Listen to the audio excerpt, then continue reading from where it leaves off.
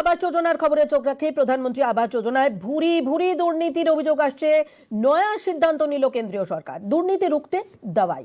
Hello viewers, আমি সম্রাট। আশা করি তোমরা ভালো আছো। তোমরা দেখছো আমার SM টেকনিক্যাল চ্যানেল এবং আজ তোমাদের সামনে খুবই গুরুত্বপূর্ণ একটি আপডেট কিন্তু আমি নিয়ে চলে এসেছি। এবং ইতিমধ্যে প্রধানমন্ত্রী আবাস যোজনা প্রকল্পের টাকা নিয়ে কিন্তু প্রধানমন্ত্রী একটি বড় ঘোষণা করেছেন এবং এবার কিন্তু তোমাদের প্রধানমন্ত্রী আবাস যোজনা প্রকল্পের টাকা খুব শীঘ্রই তাদের ব্যাংক অ্যাকাউন্টে ঢুকবে এবং সরাসরি ব্যাংক অ্যাকাউন্টে দেবে বলে কিন্তু তিনি একটি ঘোষণা করেছেন।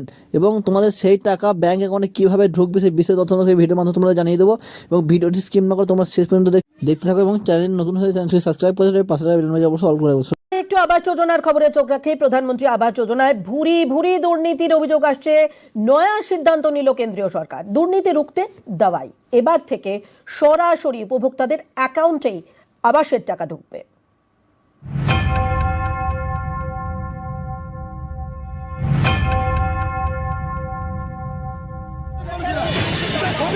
আবাস নিয়ে নানা দুর্নীতির অভিযোগ, কেন্দ্রের তাই নয়া দাওয়াই।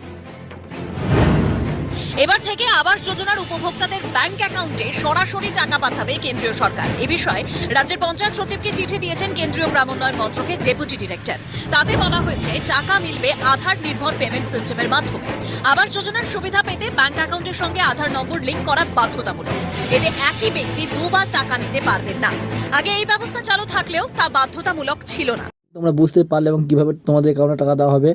এবং থ্যাংক ইউ। দেখা হচ্ছে নেক্সট ভিডিওতে। এই ধরনের আপডেটগুলি চ্যানেলকে সাবস্ক্রাইব করে অবশ্যই অল করে রাখবে সরকারি আপডেটগুলি পেতে। Thank you. দেখা হচ্ছে নেক্সট ভিডিওতে। ভালো থাকবেন।